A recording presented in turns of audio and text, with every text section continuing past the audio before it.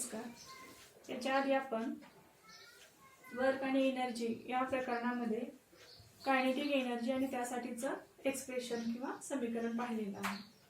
Mechanical किंवा यांत्रिक ऊर्जेचे दोन प्रकार पडतात, कायनेटिक एनर्जी आणि पोटेन्शियल एनर्जी. ज्यामध्ये कायनेटिक एनर्जी म्हणजे काय आणि त्याचं इक्वेशन किंवा एक्सप्रेशन आपण पाहिलं होतं. आज आपण potential energy, what is a potential energy and expression for potential energy पाहणार आहोत. पोटेन्शियल एनर्जी म्हणजे स्थितीज ऊर्जा म्हणजे काय आणि त्याच्यासाठीचं एक्सप्रेशन किंवा इक्वेशन किंवा समीकरण आपण पाहणार आहोत. Let us see what is a potential energy. What is a potential energy? Potential is representative to position. The energy stored in an object due to its specific position or state is called potential energy. Energy stored in an object due to its specific position or state is called potential energy. स्थितीज ऊर्जा. स्थितीज ऊर्जा स्थितीशी संबंधित आहे. म्हणजे एखाद्या वस्तूच्या स्थितीमुळे त्या वस्तूमध्ये जी ऊर्जा सामावली जाते त्या ऊर्जेला स्थितीज ऊर्जा म्हणतात. वस्तूच्या विशिष्ट स्थितीमुळे सामावलेल्या ऊर्जेला स्थितीज ऊर्जा म्हणतात. आता विशिष्ट स्थिती किंवा पोझिशनमुळे ऊर्जा कशी सामावली जाते? Consider some example. For example, बघा पुस्तकात काही एक्झाम्पल दिलेले आहेत. ह्या एक्झाम्पलमध्ये आपल्याला असा शब्द शोधायचा ज्या शब्दाच्या सहाय्याने त्या वस्तूची स्थिती किंवा पोझिशन आपल्याला कळेल. काही एक्झाम्पल आपण बघू. First example, an arrow is released from a stretched bow. An arrow is released from a stretched bow. Arrow जो आहे, आपण जो बाण मारतो वर किंवा खाली कुठल्याही दिशेने, वर मारलेला असेल किंवा इकडच्या दिशेने, तेव्हा आपण स्ट्रेच करतो त्याला.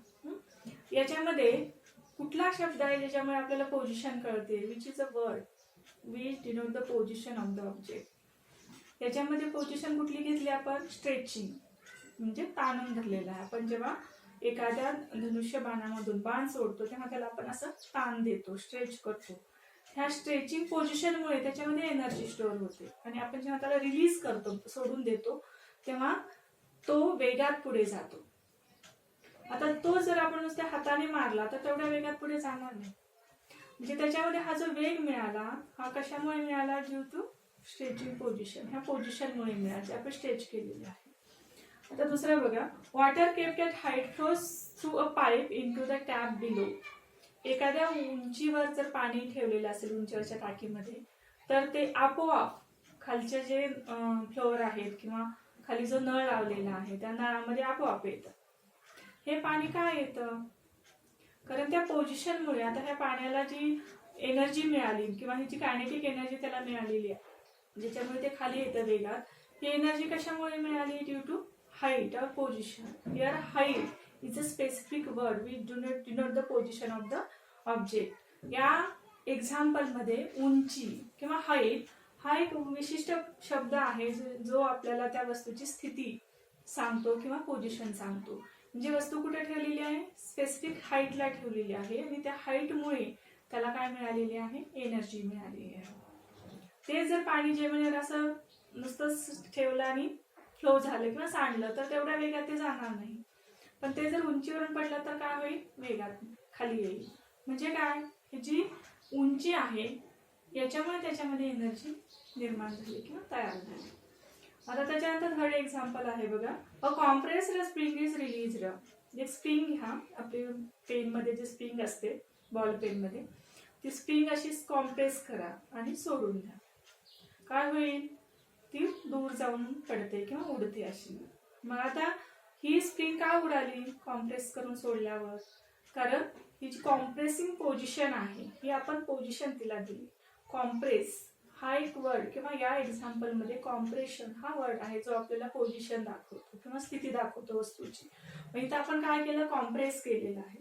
कॉम्प्रेस केल्यामुळे त्याच्यामध्ये काय झालं? एनर्जी स्टोअर झाली आणि नंतर ती काय केली? आपण रिलीज केली किंवा ती नंतर रिलीज झाली.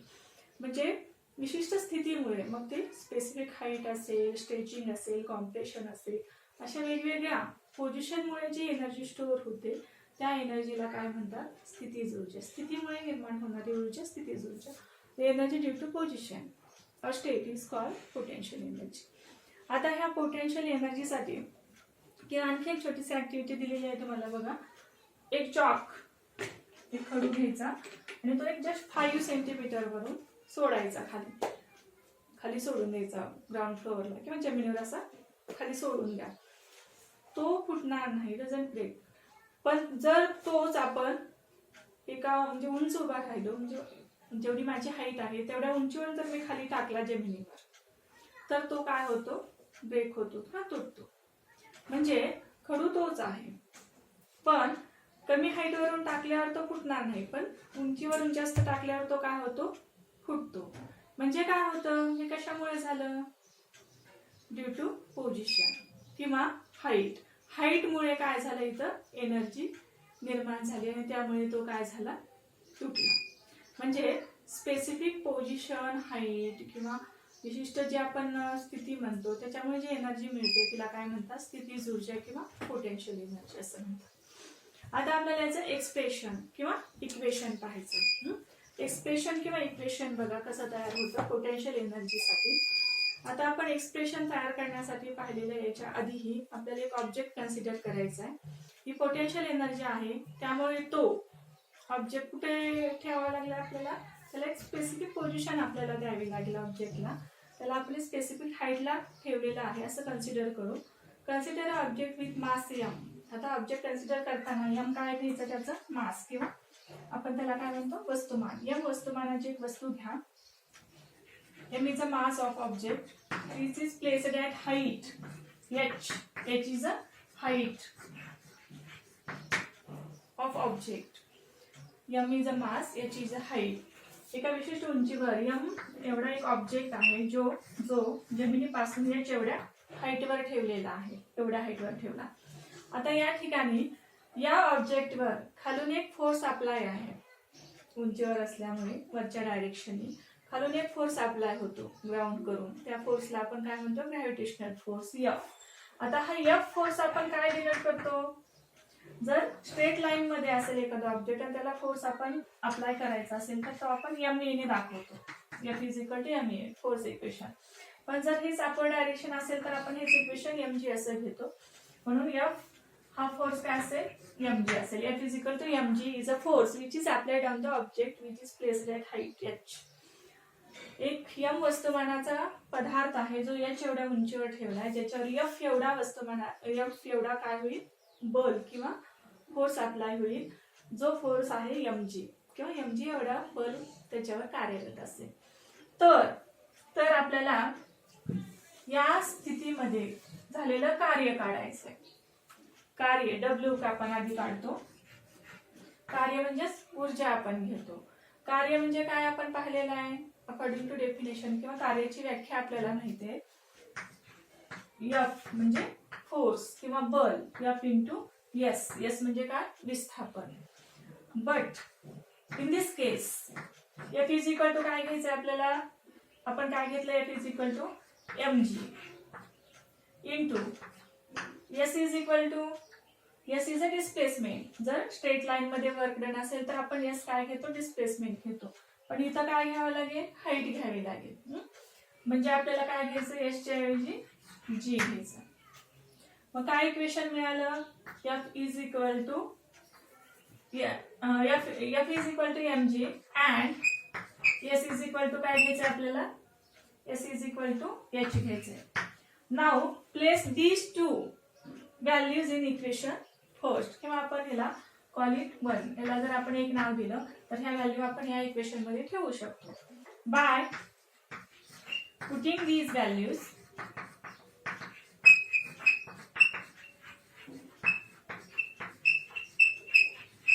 वी गेट, काय मिळेल आता सांगा, W is equal to F ची व्हॅल्यू ठेवा mg into SEH. Therefore we get W is equal to mgh. This is a work done, but work is a energy. आपल्याला माहिती आहे आपण वर्क आणि एनर्जी सेम घेतो किंवा दोन्हीची युनिट देखील सेम आहे, हे आपण आधी पाहिलेलं आहे. Here in this case what is the energy, W is equal to कुठली एनर्जी घ्यायची आता, ही potential energy. Therefore potential energy is equal to, what is the potential energy, mgh. Now we get the expression or equation for potential energy is mgh. Here m is a mass of the object, g is a acceleration due to gravity, h is a height. G is a constant. That means potential energy is directly proportional to m and h. As mass increases, potential energy increases. Also, as height increases, potential energy also increases. म्हणजे potential energy कशावर depend आहे? Depends upon mass height, mass and height. आता या ठिकाणी बघा, हे आपल्याला काय मिळालं? It is a expression for potential energy. Potential एनर्जीचं हे आपल्याला एक्सप्रेशन किंवा इक्वेशन मिळालं. आता या इक्वेशनच्या आधारे, with the help of this equation we can calculate example. हे काही एक्झाम्पल आपण सोडवणार आहोत किंवा एक एक्झाम्पल दिलेलं आहे. हे एक्झाम्पल कसं सोडवायचं बघा, हे इक्वेशन वापरून. एक्झाम्पल असं आहे,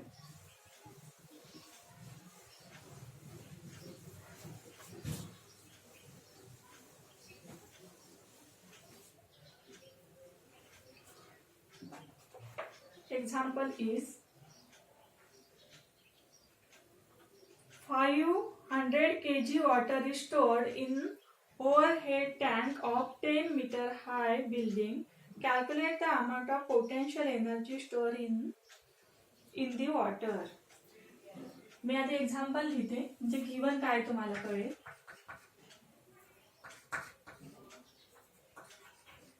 एक्झाम्पल बघा,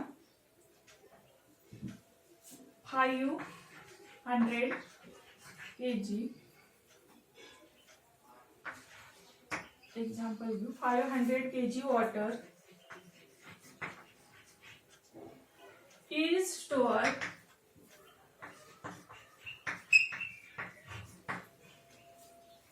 in the overhead tank. In the overhead tank. Overhead tank of a 10 meter high building. Of a 10 meter high building. 10 meter high building. Calculate the amount of potential energy stored in the water. Calculate the amount of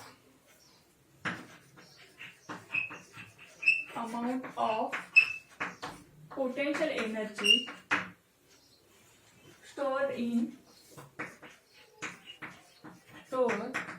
the water. असं हे example आहे. आता आपल्याला काय करायचंय? Potential energy त्या पाण्यामध्ये किती असेल स्टोअर झाले ते काढायचंय. आपण एक्झाम्पल सोडताना आधी गिवन लिहून घेतो. m दिलेला आहे, mass of the water 500 kg. What is given here? m is a मास.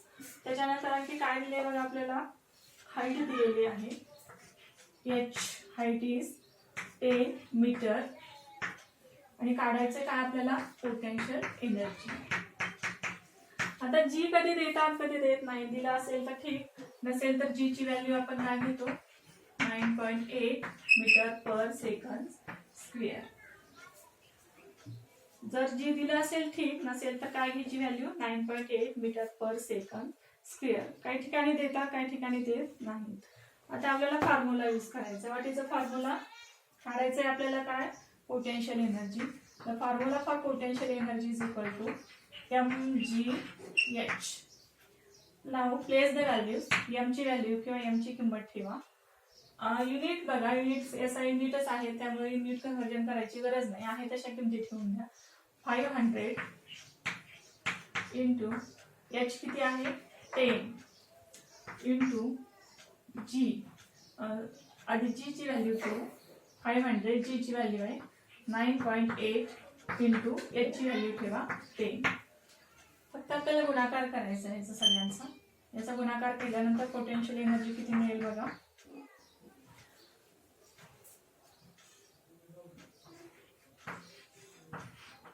आता 49,000 पोटेन्शियल एनर्जी ही कशात मोजतो आपण? वर्क आणि एनर्जीचे युनिट सेम आहे, याचा युनिट इज जूल. मग पोटेन्शियल एनर्जी किती आली? Potential energy is equal to 49,000 joule.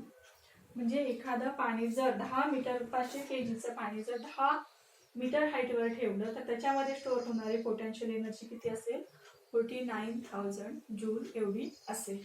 अशा पद्धतीने आपण एखाद्या कुठल्याही हाईटवर कितीही वस्तुमानाचं किंवा किती मास असलेलं ऑब्जेक्ट ठेवलं तर त्याच्यामध्ये स्टोअर होणारी पोटेन्शियल एनर्जी काढू शकतो. हे झालं पोटेन्शियल एनर्जी आणि त्याच्यासाठीचं एक्झाम्पल. आता आपल्याला पाहायचं आहे ट्रान्सफॉर्मेशन ऑफ एनर्जी. आपण एनर्जी पाहिलेली आहे, वेगवेगळे फॉर्म्स एनर्जीचे पाहिलेले आहेत. आता आपल्याला एनर्जी ट्रान्सफर कशी होते? Energy can transfer one form to another. एका रूपातून दुसऱ्या रूपामध्ये तिला कन्वर्ट करता येतं, ट्रान्सफर करता येतं. ती कशी होते आपल्याला पाहायचं आहे. पहिल्यांदा आपण बघू एनर्जी कोणकोणत्या रूपात असते आणि ती एका रूपातून दुसऱ्या रूपात कशी जाते. Next point is transformation of energy.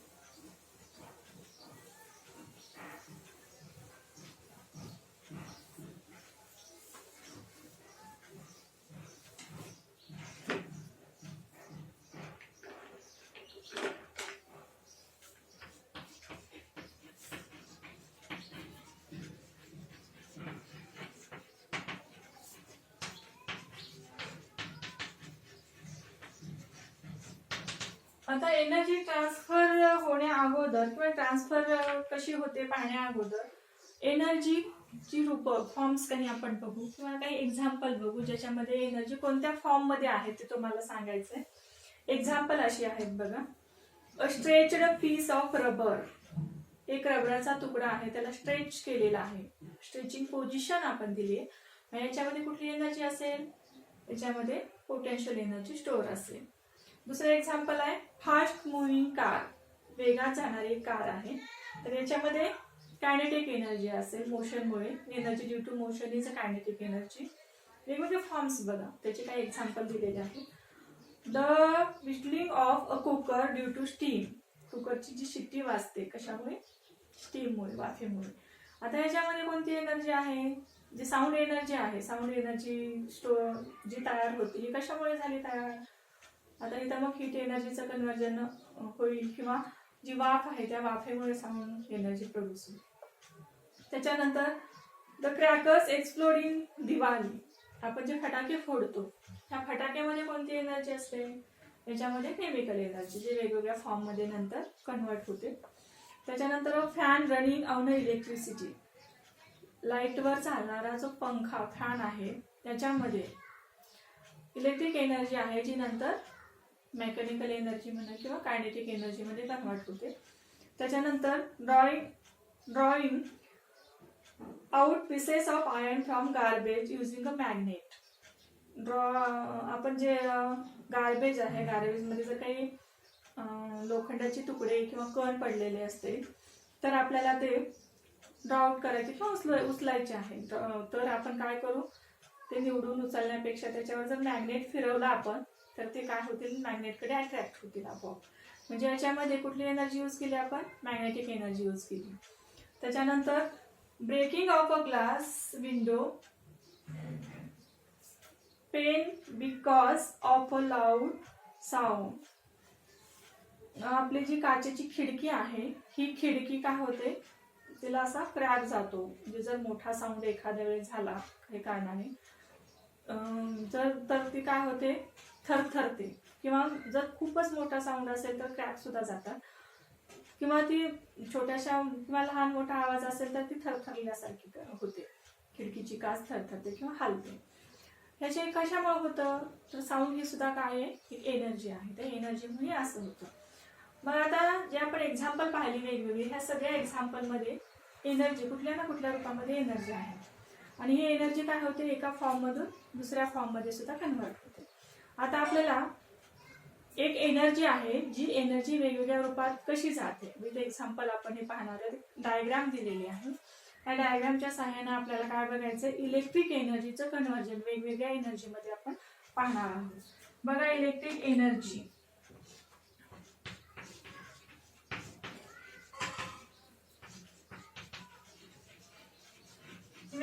Form मध्ये कशी कन्वर्ट होते बघा. जे एनर्जी ट्रान्सफॉर्मेशन किंवा एनर्जी कशी कन्वर्ट होते, जसं आता फायर क्रॅकरचं एक्झाम्पल दिलेलं आहे. फायर क्रॅकरमध्ये केमिकल एनर्जी आहे. जेव्हा हे फटाके आपण उडवतो फायर क्रॅकर दिवाळीमध्ये, तेव्हा हे उडवल्यानंतर एक्सप्लोड केल्यानंतर त्याच्यातली एनर्जी जी आहे ही कशा कशात कन्वर्ट होते, केमिकल एनर्जी स्टोअर्ड आहे कशा कशात कन्वर्ट होते. तर ती एनर्जी साऊंड एनर्जीमध्ये आवाज होतो, त्याच्यानंतर लाईट एनर्जी प्रकाश थोडासा निर्माण होतो, त्याच्यानंतर थोडासा फटाका उडून सुद्धा जातो, उडतो, म्हणजे इथं कायनेटिक एनर्जी सुद्धा थोडीशी तयार होते, किंवा मग हीट एनर्जी थोडी उष्णता तयार होते. म्हणजे वेगवेगळ्या एनर्जीच्या रूपामध्ये ही केमिकल एनर्जी काय होते, ट्रान्सफर होते. म्हणजे एनर्जी एका रूपातून दुसऱ्या रूपामध्ये कन्वर्ट करता येते. आता बघा इलेक्ट्रिक एनर्जीचं कन्व्हर्जन आपण पाहणार आहोत. कोणकोणत्या एनर्जीमध्ये, मेकॅनिकल एनर्जी,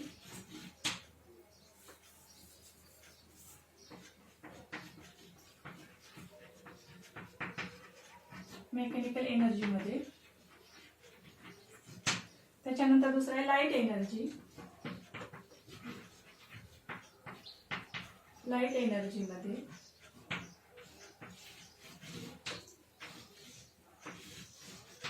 त्याच्यानंतर केमिकल एनर्जी,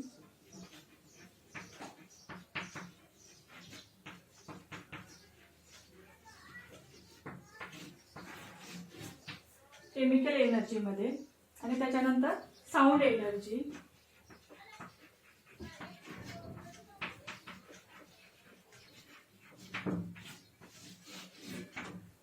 आणि नंतर हीट एनर्जी.